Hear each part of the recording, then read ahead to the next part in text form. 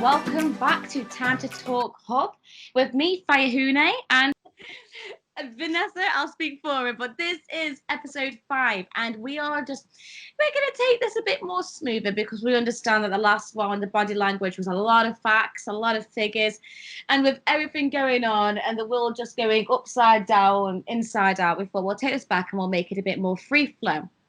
So, being free flow, take it away, Vanessa.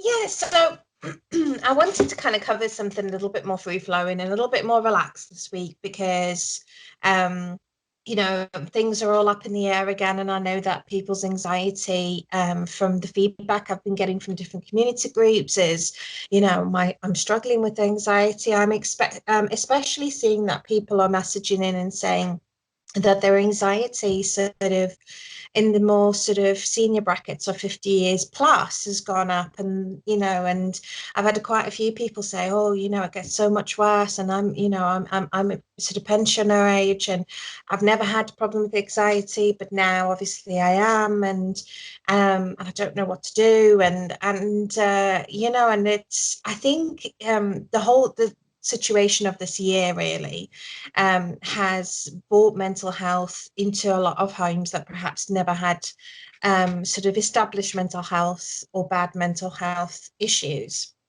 I know certainly, there is a lot more mental health in police work at the moment, and not just for police officers or officers, all paramedics are responding to the pandemic, but also in the jobs that they're seeing. So I kind of just wanted to take it a bit easy and just talk about a couple of things that, sort of been pressing on our mind, or just have a bit of a laugh. But also sort of to acknowledge that people have been reaching out and, on the community groups and to say thank you for that engagement. And it's, all of that engagement from people helps me to plan and strategize the hub so that I'm reaching the right people and I'm offering the support to the right people at the time. We will make sure that all the correct links are on the back end of the podcast. But if you feeling anxious, or you're just not sure how to sort of find your coping mechanisms or where to go to learn those life skills, get in touch. Definitely. No, definitely. Because it is a crazy, crazy time. And, well, we thought we were 2 seconds away from actually seeing each other again, didn't we? And then, boom, we're back in it. Like, Manchester lockdown, woke up and I was like, what's going on here? Like, I've just been seeing everyone. So, I mean, you may all not know this, but me and Vanessa actually only met once in person, and then now we've just lived on Zoom calls for like 7-8 months now. Just been living off it like family member through the screen, I'm telling you. Yeah. Please, everyone get in touch. I mean, I'd love people just get in touch with me and give us some topics as well. Like, it could be as random as they want, because something I wanted to go into and I'm hoping that we do is I want to talk about therapy pets. But people have different ways of doing therapy. Like, if anyone wants to go, because I am a hippy dippy person. If anyone wants to give us any spiritual stuff, or anyone wants to give any reading tips, like, come on, just let us know, because we think we know stuff, but there's so much more in the world to know. So please do get in touch. That'd be amazing.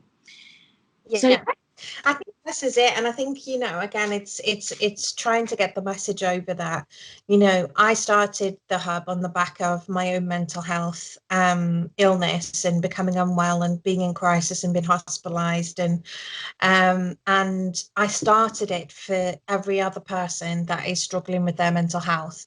I haven't started it to become famous. I haven't started it to get celebrities on board.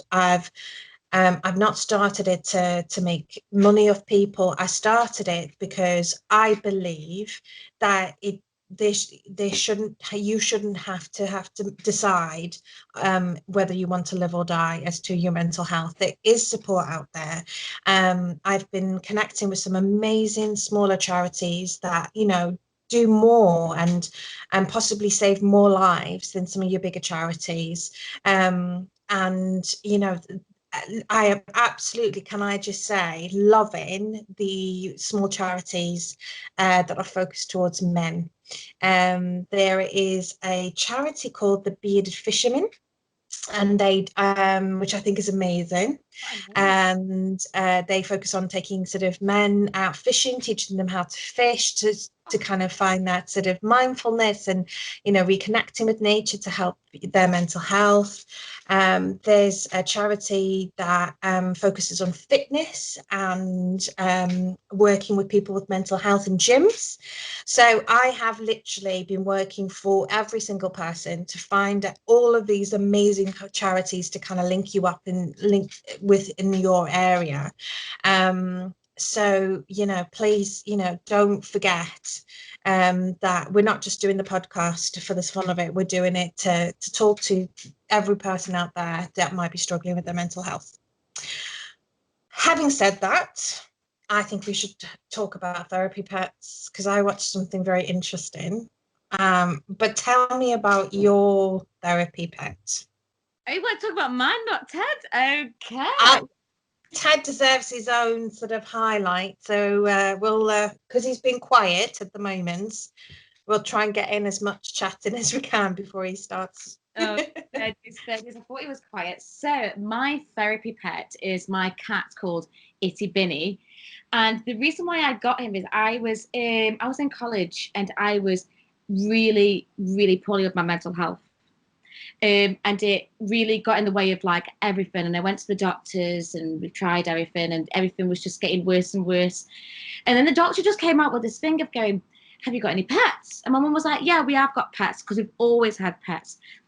And he went, "Has Fire got a pet like of her own to look after and to like care for, to like take her mind off stuff?" And my mum was like, "No," but because my mum was determined, and I can't. My mum's amazing. Like we've got a house, we've got basically a zoo at home, and she was still fine with it. She wanted me to be better and stuff, and my mum was like, "Okay," so we did it. My mum was like, "We can't have a dog because we've already got a really big dog who's a bit weird with other dogs. Get a cat, we'll get a kitten, so you can nurture it from a baby, and that can be the way that you can, it can help you and stuff." And my mum didn't really know if it was going to like actually help, or if it would just be another cat in the house and just would just end up loving it. And I can't explain to you like how it changed me, because it took me 6 months to decide which kitten I wanted. Like I was saying to myself that I've got this kitten now for the rest of my, but not the rest of my life, but a good 20 years. It's a commitment and a half. And my mum was like, "This is going to be your baby. This is going to be everything that you need to look after. You got to pay for the insurance, the food, everything, because it will teach you that you can love yourself if you can love something else as well." Oh my God. It took me 6 months to find this kitten. I went to every single place. I used to go twice a week. And the people would be like, "Have you still found one?" "No, no." And then one day I walked in and this lady went, "Now this might be a long shot because I know you're fussy and you want to get the feeling. Like, you know that feeling where you just know that this thing's got to be in your life." Yeah. Anyway, and I walked in, she was like, "This cat's just given birth to a litter of 6." And I was like, "Oh my God." And I wasn't allowed to go and see them, but I just knew straight away. I was like, and then I got to meet the mum cat, Yeah. and the dad cat, and they were amazing. And then I kept on going every single week to see the litter until I could actually go in. And I saw Itty Binny, and I'm not even joking yet, I supposed to start crying. I was like, "He's the one." And then they were like, "You still can't have him because he's got to wean off his mum and stuff." And so she was like, "But you can come in every single day. Now you know that you want this cat, you can come in every single day." And every single day I went in for 8 weeks before you could have it. And then it was just true love. And my mum even said, my mum was like, "I never believed, like, I still suffer with a mental health. Now in it's weird mental health, it can be something completely different, but it's been that's built from something else. But what happened there, I've now got other stuff, and that's just what happens. You get to live with something, then something else will happen. But me and Itty Binny are now absolutely inseparable. Unfortunately, he's not been able to move Manchester with me, so he's at my mum's. But I get FaceTimes every night. I still have to pay for all the stuff and everything, and it's just amazing. I'm not even joking yet. How really taught me that if I can feed a cat, I can feed myself. If I can love a cat, I can love myself. And it's just something else. Like, I'm not even joking. I bring my mum now and I don't even ask about her. I ask about my cat. I'm like, how's it? She's like, thanks, I feel so loved. They do. There's facts out there have said that it gives off endorphins stroking an animal and loving an animal, and it really does. How many times I've literally, not even joking, like I have gone Manchester and gone all the way home just to sit down, and my mum's gone, "Do you need Itty?" And I'll be like, "Yeah." Put my cat on me, and I'm like, "Oh, amazing." But that's my story. And he is the biggest, like humongous cat, and he's really stupid. He's basically me as a cat. honestly, like my mum, oh god, he is Tweedledum, but that's my story. I've just got really excited about telling that story because it's just like, oh, to just take it. But anyway, that's my story. What's your story?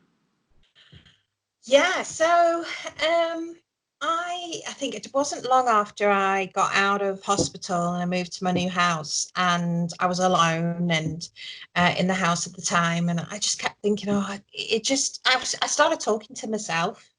You know, I was having conversation because you miss it, don't you? You miss having that sort of conversations or just having somebody to talk to. And so I actually started helping out a rescue that rehomes puppies from Romania. And it's one lady, she's quite amazing, and she's about 67. Her and her husband never had children, but they have been rescuing street dogs for a good part of 20 years. And they are her babies. Like, this woman's amazing. Like, her whole life, every day is dedicated to going out rescuing dogs and cats. And so she would send us any videos or pictures of dogs that they found that day, because they'll do scouting missions. And there was this little video she put up of these two little, very tiny puppies. And it's very rare to find smaller dogs in Romania because most of the rescue puppies are from working dogs, and they're sort of local, sort of country. Well, I can't even speak today, but the national dogs are sort of big shepherds, St. Bernards, sort of husky looking. Anyway, and there was these two little sort of scrappy, there was three actually, but I didn't see Teddy's brother, and he was this little scrappy piece of nothing really. He was so tiny, and she said because it was going into Romanian winter, they wouldn't have survived the winter in Romania. They were just too small. And I just knew it, you know, we were saying about that feeling, and I was watching this video, and he was in the pen with all these other rescues, and all he kept doing was sitting. He'd look at her and he'd just keep sitting, waiting for her to stroke him. And he was literally the size of my two hands, you know, so tiny. And I kept thinking, he's so cute, and he was so in tune with pleasing her at such a young age, because he was only 12 weeks old. And I said, that's the one, I'm going to have that one. That one's mine. And he came over with his brother Bear, who went to an amazing family. And Bear's very different looking to Teddy. He's sort of all peach, and he's a lot bigger and a lot more heavier set, whereas he's just like skin and bone with a lot of hair. Mm-hmm. And no matter how much I feed him, like I have pancakes, he has a pancake, you know, like he eats so well. He just runs it off. So yeah, and I decided to get Ted, and at the time, what a lot of people didn't know is that I had, I think it's called agoraphobia. I was really struggling to leave the house, and I would go for a week to 2 weeks at a time where I wouldn't see or speak to anybody. I wouldn't leave the house, and because my anxiety was so bad, that if I left the house, I'd literally look like I'd just come out of a steam room. Like, you know, I'd be sweating and shaking, and I'd become very paranoid that people were staring at me, and why were they looking at me, and have I got something on my face? Um, and when I got Ted and I started going out with Teddy, he took the focus off me. And he's become so in tune um, with me that he will now know when I'm starting to get anxious before I realize I'm getting anxious. And at that point, he will come a bit closer, and he does this thing, he likes to lick my hands. And it's kind of his way of reassuring me. And he has been just this little ray of not well, he's a little ray of sunshine with a very big cloud that makes a lot of noise. But he has just become the best thing to happen to me in my recovery. He's just loves everybody. Unless when you meet a dog who, if there were a person, would be classed as an empath, that is Ted. He literally is just so empathic to people and to animals, and he doesn't he if the birds are making distress calls in the garden, because we've got quite a few cats around here, he'll go out and bark to scare the cats off. And he's just the funniest little dog, but he has been my blessing. And it taught me the importance and how much of an impact dogs and animals and any particular dog pet that you connect with can help people with mental health. And so I put the application in for him to get his therapy status, and he was supposed to have his independent assessment, but obviously with the current situation, that's all been put on hold. But yeah, the idea and hope is that eventually I can take him into care homes and mental health facilities, and do pet therapy with him. Brilliant. Oh my God, that's so exciting. Teddy's going to have a job. Yes, yeah. Yes. Yes, well, he comes everywhere with me anyway. And when I originally was setting up the hub and meeting journalists and that sort of thing, he would come along with me, and he'd kind of sit in the coffee shop, just people watching. He loves to people watch. And he would just sit there and people watch, and everybody would come over, and he'd because he has this kind of sort of look about him, and his floppy hair and one pink ear and one black ear, and he just lapped up the love. But yeah, so I mean that might all have changed. Yes, I'm talking about, he's looking at me really intently because he knows I keep saying his name. But it might change because he was a bit more of a puppy then. It's been 8 months now, so he's sort of nearly 1.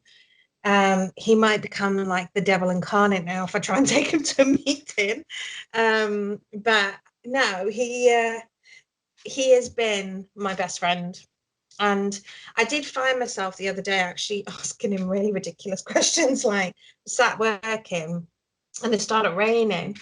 And obviously I didn't realise, and I had washing outside. And I literally went, Ted, you could have told me it was raining. And as I walked outside, I went, that just sounded so ridiculous. You've got no one else, like obviously you've got people to talk to, but the immediate thing is, oh my God, I talk to my cat all the time. But like I say, sometimes it's just a pet can maybe do a little bit more than a human can sometimes. Do you know what I mean? Like sometimes the unsaid can mean a lot, and it's just being something there. Like and this sounds so weird, but you never get lonely when you're with a pet. But when you're with a human, you can be lonely. Like even if it's a full-blown conversation or you're living with someone, you can still be so lonely. Yeah, you can be in a crowded room and still feel lonely.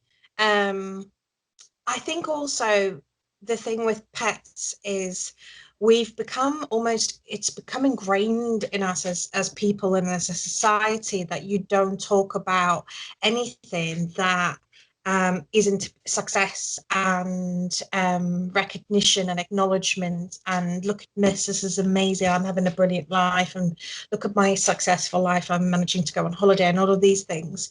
And we've had that sort of ingrained in us over the sort of centuries, that now to say to people, again, this is sort of talking about the stigma of mental health, to actually sit down and say, do you know what, I'm really struggling, and I'm having these thoughts, and I'm going home crying. It's hard, and people really struggle with that because it isn't openly accepted. And to be frank, I mean, I'm very honest and open about my mental health. I have lost friends, that just find it uncomfortable. They don't find it comfortable being around me when I'm open and say, I'm having a low day, I'm having a crap day. and I'm just sat here crying all day, and I'm not crying at anything specific. I just feel sad, and so what I do is I put a sad movie on, and I can think, right, purge the system. And so The Notebook comes on, and I still cry at that movie now, and and I kind of try and get it all out, have a good cry. But people do find it uncomfortable, and I think when you have a pet, and especially with sort of the younger generations, it's having somebody there who you can tell all your secrets and your feelings to, and they aren't going to tell anybody. It's having that. It's almost like having a living, breathing worry doll. Mm, Um, and mm. I love, definitely, get people, if you're interested to find out more about worry dolls, I think it's Colombian. I'm not sure, don't quote me, but it's a little dolls, like Yeah, I've got one. little dolls that you put what your worries in, and they take the worries away. Mm. And and it's the adult version almost. It's that listening, and sometimes all we need to do is just sit there and say, he broke my heart, and why, and this is what happened, and that what happened, or because everyone's mental health is triggered differently. And I think that's the importance of having and finding that connection with a pet. It's having that release and that chat with somebody who isn't going to judge you, isn't going to feel uncomfortable, isn't going to tell you, oh, just go for a walk, it'll be fine. Mm. Oh, well, you just need to go out and get back under somebody else. It, Mm. somebody who's just listening. And that's sometimes the biggest thing that you miss. I completely agree with everything that you've just said. Like, I'm not even joking. I was like, that is, you took the words out of my mouth. It's so true, though. Yeah. Like, wow. I mean, I have actually, my nanny was very, very, my nanny, no one knows what that means. My nanny is my grandma, but we call her nanny. She passed away, and when it was getting really, really bad at near the end, my friend makes worry dolls, and I got my sister and my mum one.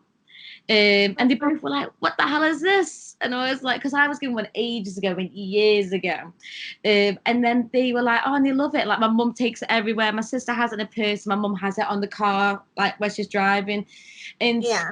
things like that." I mean, I think having a pet is probably better, but if you can't, then there is other solutions. Don't worry. Like definitely, I'm not saying don't talk to people. They do. I'm just saying it is. Trust me, telling a dog is way easier than telling a human sometimes. Yeah, absolutely. And just for anybody listening, if you're wanting to find out a little bit more about the worry dolls with children, they are actually worry monsters now, which are like big furry little teddies that you have little zips in their bellies, and they look like monsters from Monsters Inc. And that's specifically designed to get children to use them as a part of their anxiety, because we are seeing a massive increase in anxiety in the younger, from as young as, I mean, my middle daughter's was 8 when she said to me she was starting to struggle with with anxiety. And her favorite pet is her tarantula called Mr. Fluffy. So yeah, she's mad. She always has been. She's absolutely mad on reptiles and spiders and that sort of thing. So he gets told all her feelings. So yeah. God, that's a good. We're gonna have to go into children mental health and another one. Obviously not this one because that's a whole different subject itself. But that is something that it's just triggered my mind. Like, yeah, this needs to be discussed 100%. Because I feel like people just go, "Oh, the kids, Yeah. they just had a Yeah. bad day, or they're just tired, or they've ate some Smarties, or everything." That's a whole different discussion. But that is It is. a It topic. is. I mean, just on that quickly, we are looking to launch the website for the Mental Health Hub. And on it is going to be sort of various different resources and links and that sort of thing. But one of the elements I've worked really hard to sort of work how it could be achieved is actually going in and doing stage appropriate talks about mental health in schools. So I will be applying for my DBS check very soon. But Do it together, girl. yes, absolutely.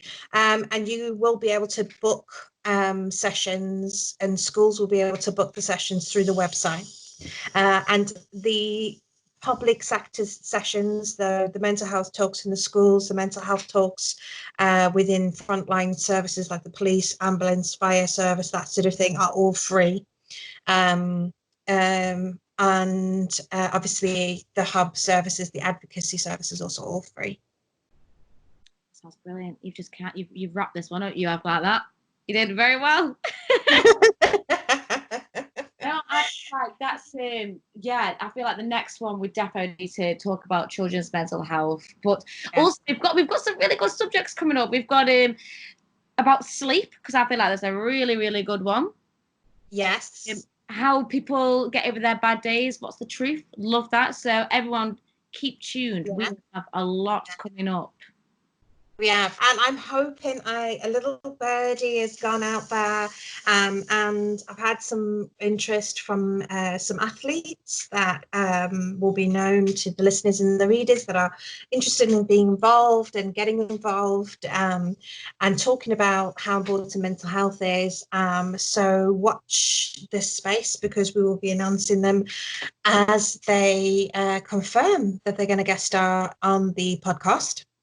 And if you are listening to this and would like to get involved, be on the panel, talk about something, or send in, I think we should do like a Q&A, like send your questions in and we could answer them. So that's something that we could possibly do. But when I say any question, people keep it on topic, guys. I mean, if you want to have a chat,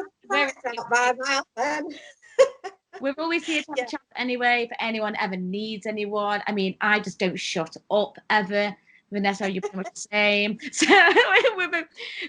if you need any conversation, then please get in touch. And I just want to say a huge thank you, as always. And what do you want to finish with, Vanessa? Do I want to do what? Do you want to finish with anything? Just I think probably my important message, and occasionally I'll share these in communities, and I call them my thoughtful pearls. And it might just be something that sort of I've connected with regards to mental health that I think is important to share. So I would probably say that if you are struggling, again, like Faye said, please do reach out, but also remember that what's important is we have no control of our future or our past. We can't change what happened to us, and we can't predict what's going to happen. And especially this year has taught us that. All that we have that control of is what is currently happening in our box of control. What is happening every day? What do you need to do? And that's sort of something that I really reiterate all the time to people when they sort of start, because your anxiety will be triggered to that. We're all anxious about what's going to happen. Are we going into second lockdown? What's happening? Blah, blah, blah. And then, there are the other elements where this might be a trigger for people. And what I will say is, when you find the ability to live within that moment or your everyday, it is a very peaceful place to be. And I've been working really hard on that focus, and just sort of focusing on that on today. And I keep saying to my friends, I think I've all turned into some sort of hippie commune, sort of barefooted that sort of thing, because I'll be like, it's so zen. I'm feeling so zen right now. It's like I don't feel stressed, and I'm just going with the flow, and there's no concept of time for me at the moment. And I know that I'm very lucky. I work from home and that sort of thing, so I'm not having to kind of conform to sort of routines and stuff, and it's working for me. Don't get me wrong, like sometimes I do think that eating dinner at 10 o'clock at night is probably not the best idea, and hence why I've got what we now call is the COVID curves. Yeah, embrace your COVID curves. I've had to do that. And also I've had to buy a whole new wardrobe. I was like, oh. But yeah, so just remember, you know, we have no control. When you start to feel panicky, or your heart's racing, and you sort of start to feel overwhelmed and just completely like, where do I, what do I do? Just remember, what the most important thing is to bring yourself back into the room, bring yourself back into the moment that you're in at the time. And it really does help, 100%. No, I definitely think that. Yeah. But thank you. And till episode 6, and we'll let you know what that is very soon. So that's bye from me, and Bye for me. see you later.